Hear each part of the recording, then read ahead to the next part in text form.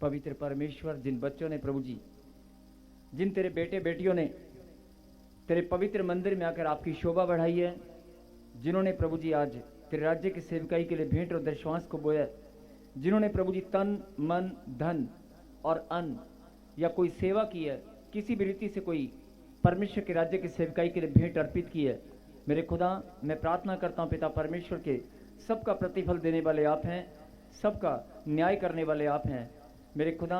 जिन्होंने भी बोया वो लाखों गुना काटने पाए। आमीन। यीशु तेरे महान नाम में कहें आमीन। आमीन।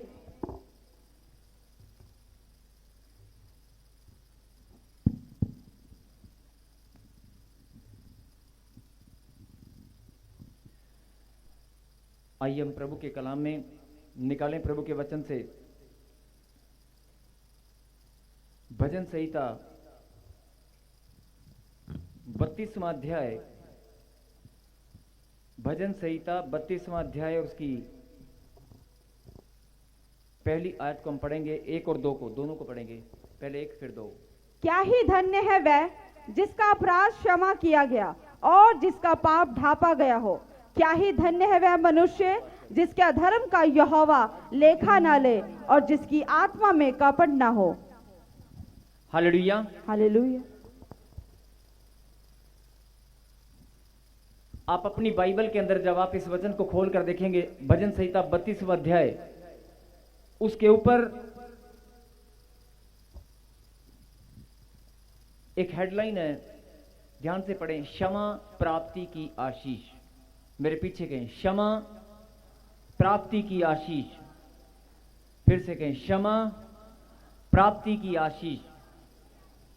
कहें हालेलुया, हालेलुया। आज अगर किसी को पूछा जाए कि सबसे बड़ी आशीष क्या है, अगर आज लोग एक दूसरे से बात करते हैं, पूछते हैं कि यार तेरे लिए सबसे बड़ी आशीष क्या है, अगर कोई कहता है कि मेरे को सब कुछ परमेश्वर का दिया सब कुछ मेरे पास है,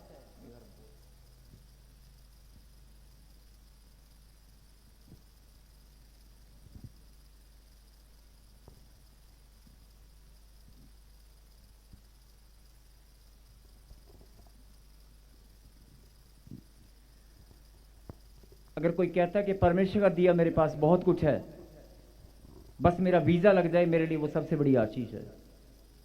अगर किसी के पास बच्चा नहीं है तो वो बोलता है कि मेरे पास सब कुछ है लेकिन एक बच्चा मिल जाए तो मेरे लिए सबसे बड़ी आशीष है। अगर कोई बोलता है कि जीवन भर मैंने जमा पूंजी इकट्ठा करके धन जोड़ जोड़ कर मैंने अपना मकान बनाया है, लेकिन इस पर मैं पेंट नहीं करवा पाया या मैं डबल स्टोरी बनवा नहीं पाया, मेरा मकान सुंदर सा बन जाए, मैं मुहूर्त करके अपने रिश्तेदारों को बुलाकर पार्टी करना चाहता हूं, यही मेरी सबसे बड़ी आशीष है। जो भी आपकी इच्छा है जो आज तक पूरी नहीं हुई, बहुत सारे लोग कि मेरा बच्चे कामयाब हो जाए, मेरी बेटी डॉक्टर बन जाए, मेरी सबसे बड़ी आशीष है। मेरे बच्चे कामयाब हो जाएं, मेरी बेटी डॉक्टर बन जाए, कोई इंजीनियर बन जाए, कोई सरकारी नौकरी मिल जाए। जो मनुष्य की इच्छा होती है जो पूरी नहीं हो पाई, उसके मन में वो दुविधा चलती रहती है और वो बार बार ख्याल वहीं पर घूमता रहता है और कहता है कि शायद कोई अगर जब हम आपस में बात करते हैं और पूछते हैं कि तेरी सबसे बड़ी आशीष तुझे क्या चाहिए, कहता है यार बस सब कुछ है लेकिन एक छोटी सी एक और बस, है ना, अगर ये हो जाए ना तो मेरी तो सबसे बड़ी आशीष वही है। लेकिन मैं आपको बताना चाहता हूं कि मनुष्य की सबसे बड़ी आशीष, शायद आपने ध्यान कभी दिया कि नहीं दिया, लेकिन बाइबल के अंदर बड़ी सुंदर बात लिखी है, पाप क्षमा की आशीष। बोलो हालेलुया, हालेलुया। आपने बहुत सारी ब्लेसिंग मिली हुई, जब कोई घर मिलता है तो लोग कहते हैं कि प्रभु तेरा धन्यवाद। अगर कोई बच्चा मिलता है तो कहते हैं प्रभु तेरा धन्यवाद, मुझे बच्चा मिल गया, मेरी नौकरी लग गई, तेरा धन्यवाद। बहुत सारे लोग बोलते हैं कि परमेश्वर मेरा जीवन पहले से अब सुधर गया है, मेरे बच्चे ने नशा छोड़ दिया, मैं धन्यवाद करता हूं। जब जब आपके जीवन में खुशियां और आनंद की भरपूरी आएगी, आपका जीवन बदलेगा, आप बार बार उसी बात को लेकर धन्यवाद करेंगे। लेकिन कभी भी आपने आज तक हो सकता है इस बात के लिए धन्यवाद शायद नहीं किया होगा, हो सकता है किया भी होगा, लेकिन बहुत सारे लोग इस बात को नहीं जानते कि परमेश्वर ने एक आशीष हमारे जीवन में और भी रखी है। आशीष तो बहुत सारी हैं, लेकिन एक बड़ी सुंदर और हर एक इंसान के लिए अनमोल आशीष जो परमेश्वर ने रखी है, हमें जानना बहुत जरूरी है उस आशीष के लिए। आपकी बाइबल में हिंदी वर्जन में 32वां अध्याय जहां पर लिखा है भजन संहिता में, उसके ऊपर लिखा है क्षमा प्राप्ति की आशीष। आपने बहुत बार वचन पढ़ा होगा, लेकिन इस बात पर ध्यान नहीं दिया होगा कि क्षमा प्राप्ति की भी एक आशीष है। इंसान के अगर गुनाह माफ ना किए जाएं तो बाकी आशीषें कहां से आएंगी। इसलिए गुनाहों का माफ करना, पाप का क्षमा होना, यह भी एक ब्लेसिंग है। बोलो हालेलुया। हालेलुया। हर एक इंसान कहता है कि मेरे को घर की आशीष, मेरे पास बच्चे की आशीष, मेरे को ये आशीष, मेरे को वो आशीष, मेरी ये आशीष, मेरी वो आशीष, मेरी वो ब्लेसिंग। लेकिन कभी आपने ध्यान दिया इस बात के ऊपर कि सारी आशीषें अधूरी रह जाएंगी, सारी ब्लेसिंग अधूरी रह जाएंगी अगर पाप क्षमा की आशीष आपके पास नहीं है। बोला हालेलुया। हालेलुया। जिनको लगता है कि मेरे पास है वो जोर से बोल रहे हैं हालेलुया। हालेलुया। जिनके पास नहीं है वो जोर से बोल रहे हैं हालेलुया। मैं फिर बोल रहा हूं कि अगर पाप क्षमा की आशीष आपके पास नहीं है कि नहीं, बताओ, है कि नहीं? पक्का? यही बात समझने की है कि बहुत सारी आशीषों को आप प्रभु के सामने मांगते हैं, बहुत सारी ब्लेसिंग को प्रभु के सामने आप धन्यवाद करते हैं, लेकिन पाप क्षमा की आशीष के लिए कभी आपने धन्यवाद किया? आप सोच कर देखें, हो सकता है बहुत सारे लोग करते होंगे, लेकिन बहुत सारे लोगों को ये बात मालूम नहीं है कि पाप क्षमा की आशीष भी एक आशीष है और मुझे सबसे पहले उसी के लिए धन्यवाद करना है। बोलो हालेलुया। हालेलुया। और पाप क्षमा की आशीष हमें देने वाले परमेश्वर हैं, जिसने 2024 साल पहले मनुष्य जाति के लिए अपने आप को क्रूस पर बलिदान दिया, अपने बदन पर कोड़े खाए, लहू बहाया, पवित्र लहू बहाकर सूली पर जान दी और सूली पर जान देकर मौत को हरा दिया, मौत को हराकर जीवन को जीत लिया। ताली तो बजा दो। मेरे लिए थोड़े ना बजानी है, यीशु के महान बलिदान के लिए, उसके पवित्र लहू बहाने के लिए, जीवन को जीतने के लिए, उस परमपिता परमेश्वर के महान बलिदान के लिए ताली बजाकर आप धन्यवाद करें, जिसके बलिदान के द्वारा पाप क्षमा की आशीष आपने ग्रहण की, आपको मिल चुकी है। बोलो आमीन। और अगर परमेश्वर हमारे गुनाहों को माफ ना करें तो ये ब्लेसिंग हमें नहीं मिलेगी और शैतान कभी भी बाकी आशीषें आने नहीं देगा। अगर आपके गुनाह माफ नहीं होंगे, परमेश्वर की नजर में आप दोषी ठहरेंगे, परमेश्वर की नजर में अगर आप दोषी ठहरेंगे तो कोई भी आशीष आपके पास आने वाली नहीं है। अगर परमेश्वर ने आपको धर्मी जन ठहरा दिया है, परमेश्वर ने आपके गुनाहों को माफ कर दिया है, परमेश्वर की नजर में आप धर्मी हैं, उसके लाडले बेटे और बेटी बन चुके हैं, तो सारी आशीषें आपके पास लाइन लगकर आने वाली हैं। इसलिए हर एक इंसान को, हर एक मनुष्य को, हर एक परमेश्वर के बेटे और बेटी को यह बात मालूम होनी चाहिए कि परमेश्वर ने पाप क्षमा की आशीष, सबसे अनमोल आशीष, सबसे उत्तम, सबसे बड़ी आशीष पाप क्षमा की आशीष है। बोलो हालेलुया। हालेलुया। अगर पाप क्षमा की आशीष हमारे पास नहीं है तो बाकी आशीषें हो सकता है शैतान बहाना बनाकर रोक ले। बोलो हालेलुया। अगर पाप क्षमा की आशीष आपके पास है तो बाकी सारी की सारी ब्लेसिंग आपके पास आने वाली है। बोलो आमीन। आमीन। जिनको लग रहा है वो ताली बजाकर महिमा दे रहे हैं, जिनको लग रहा है कि सारी ब्लेसिंग मेरे पास आने वाली है, वो ताली बजा रहे हैं और प्रभु को महिमा दे रहे हैं। आमीन। हाँ जी, अब पाप क्षमा की आशीष हमारे पास है कि नहीं? है कि नहीं? परमेश्वर हम सबको आशीष दे। बोलो आमीन। आमीन। आइए हम पढ़ें 32:32 और उसकी पहली आयत में क्या लिखा? क्या ही धन्य है वह जिसका अपराध क्षमा किया गया। कितना खुश नसीब, कितना धन्य है वो इंसान जिसके गुनाहों को परमेश्वर ने माफ कर दिया। बोल हालेलुया। हालेलुया। क्या ही धन्य है वह इंसान, क्या ही धन्य है वह जिसका अपराध क्षमा किया गया और जिसका पाप ढांपा गया हो। बोल हालेलुया। हालेलुया। आज आप प्रार्थना में परमेश्वर के सामने गिड़गिड़ाते हैं, आज आप प्रार्थना में परमेश्वर के सामने रोते हैं, दुहाई देते हैं, प्रभु मेरा बच्चा, मेरी बेटी, मेरा बेटा, मेरी बेटी, मेरी कमर, मेरी गिल्टी, मेरी गांठ, मेरा कर्जा, मेरी ये, मेरा वो, मेरा ये। परमेश्वर का आत्मा मुझे बोल रहा है, सुन ले मेरी बेटी, सुन ले मेरे बेटे, मैं तुझे बताना चाहता हूं कि अगर पाप क्षमा की आशीष तेरे पास है तो बाकी सारी आशीष तेरे पास आने वाली है। और ध्यान से इस बात को सुन कि धन्य वो इंसान जिसके अपराध क्षमा किए गए। बोल हालेलुया। और जिसके पापों को ढांप लिया गया। यहां से आप परमेश्वर के प्रेम को समझ सकते हैं कि परमेश्वर हमें कितना प्यार करते हैं। अगर आज किसी ने आपका बुरा किया है, किसी ने आपको थोड़ा सा भी कुछ, हो सकता है हाथ उठा दिया हो सकता है आपका अपमान कर दिया हो, आप ऊपर से माफ कर सकते हैं, लेकिन अंदर ही अंदर आपके दिल में घूमता रहता है कि नहीं नहीं, अगर वो सामने इंसान आ जाएगा तो आप उसको भूल नहीं पाएंगे। आपको चाहे वो 3 साल बाद, 2 साल बाद, जब भी वो आपके सामने आएगा, आपको अचानक से याद आएगा इस इंसान ने बुरा किया था, इस इंसान ने मेरे पैसे मारे थे, इसने मेरा बुरा किया था। आप उसको भूल नहीं सकते हैं। बोला हालेलुया। भूल सकते हैं? नहीं भूल सकते हैं। आपके मन में वो ख्याल, वो विचार आएगा। लेकिन परमेश्वर ने यहां पर क्या बताया कि धन्य है वो इंसान जिसके अपराध क्षमा कर दिए। बोलता है कि अगर मैं तुम्हारे अपराधों को क्षमा करता हूं तो मैं याद नहीं करता हूं, माफ कर दिया तो कर दिया। बोला हालेलुया। हालेलुया। और जैसे एक मां अपने आंचल में, अगर कोई बच्चा घर में खेलते हुए पड़ोसी के बच्चे को थप्पड़ मार के भाग आए या धक्का दे, ध्यान से सुनना, अगर कोई मां उसका बच्चा फटाफट किसी के बच्चे को, किसी दूसरे बच्चे को धक्का देकर आए, उसके सिर में चोट लग जाए, खून निकल जाए या उसको कोई नुकसान हो जाए, और वो डर के मारे आकर अपनी मम्मी के पास छुप कर बैठ जाए, अचानक उस बच्चे की मां जिसको चोट लगी है वो भाग कर आए कि तेरे बच्चे ने, कहां है तेरा बच्चा, कहां है तेरा बच्चा, मैं उसको मारूंगी, कहां है तेरा बच्चा। तो मां क्या करती मालूम है? मां अपने आंचल में पीछे छुपा लेती है, नहीं नहीं नहीं, मेरा बच्चा नहीं है, यहाँ पे नहीं है, मेरा बच्चा नहीं है, नहीं नहीं नहीं, नहीं। छुपा लेती है ना। ऐसे ही परमेश्वर भी हमें इतना प्यार करते हैं।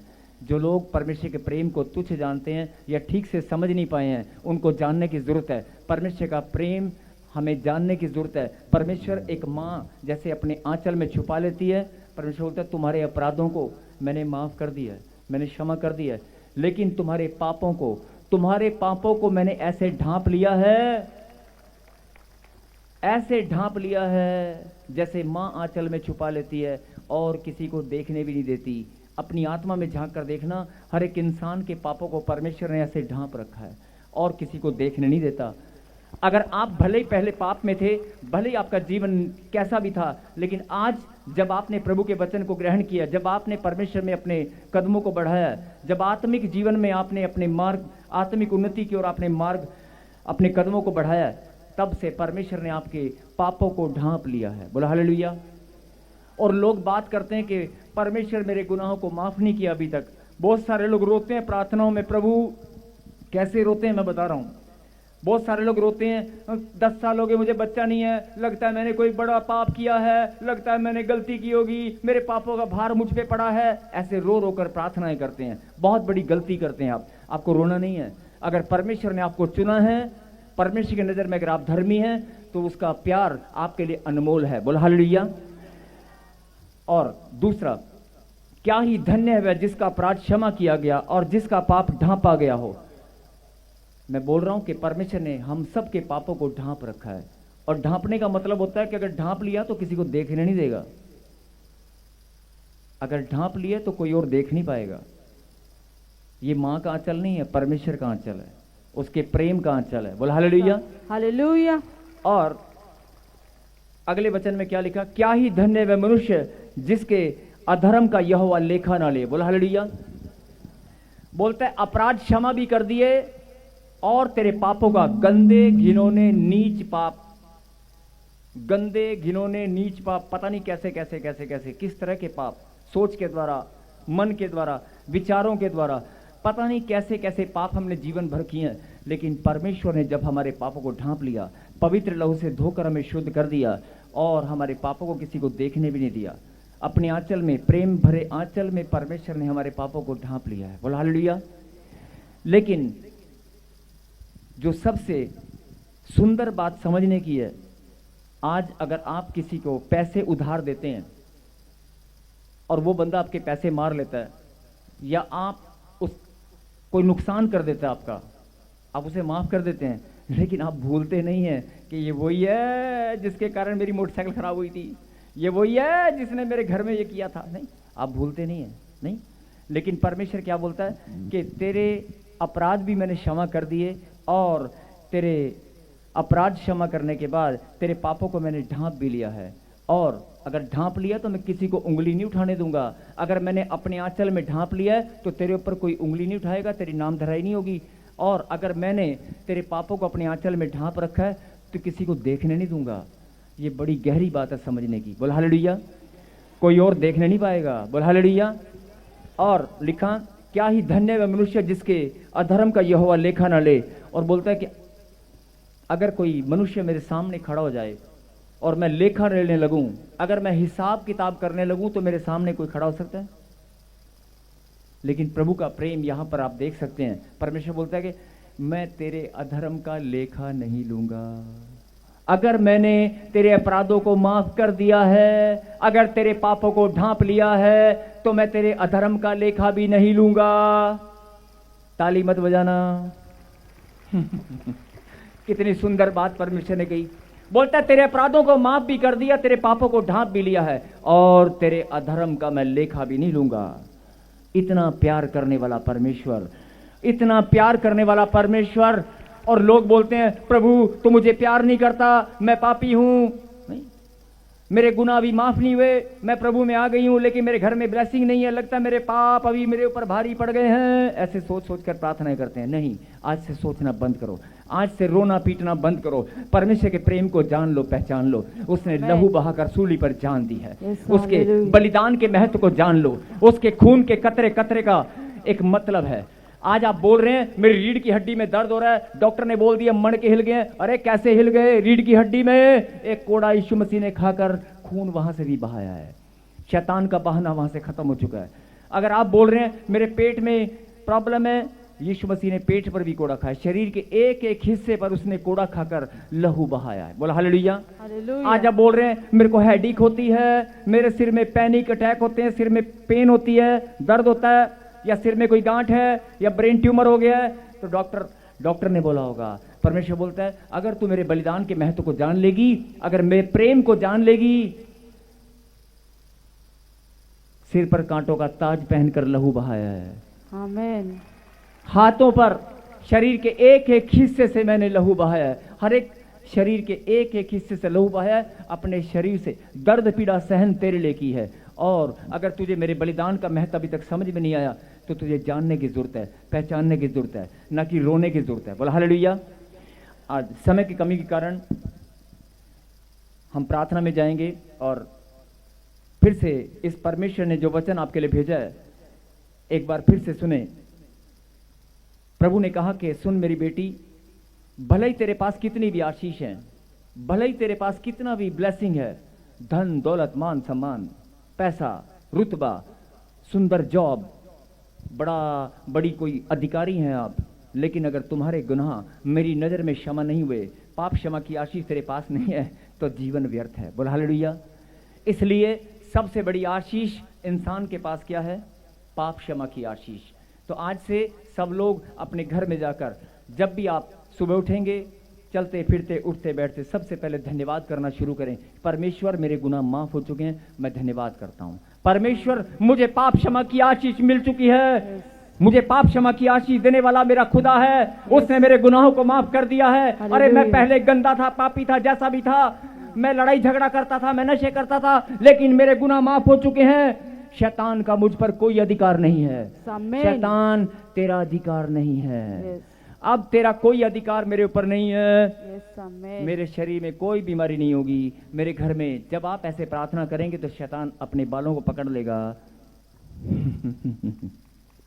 हालेलुया। अपने बालों को पकड़कर नोचने लगेगा और कहेगा ये कहां से प्रार्थना करके आ गई। नहीं, बोला हालेलुया। हालेलुया। अरे मैं तो इसको रोज रुलाता था कि तू पापी है, तेरा भला नहीं होगा, तेरी प्रार्थना कोई नहीं सुनेगा, तू चर्च में जाएगी, बाइबल वहां पर जाएगी, बाइबल पढ़ेगी, प्रार्थना करेगी, बेड़ दे श्वास बोएगी, तेरे सिर पे कोई हाथ नहीं रखेगा, है ना, मैं रो रो कर वापस आ जाऊंगी।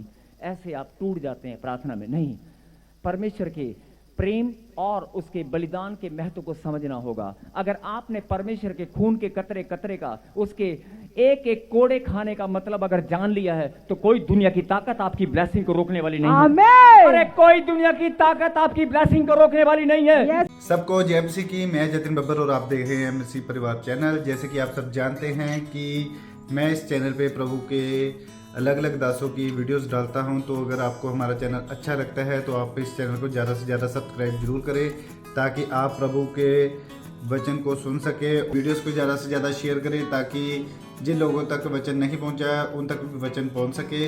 सबको जय मसीह की। एक बार मैं आपसे दोबारा कहूँगा कि इस चैनल को सब्सक्राइब जरूर करें और वीडियोस को ज़्यादा से ज़्यादा शेयर करें। जय मसीह की।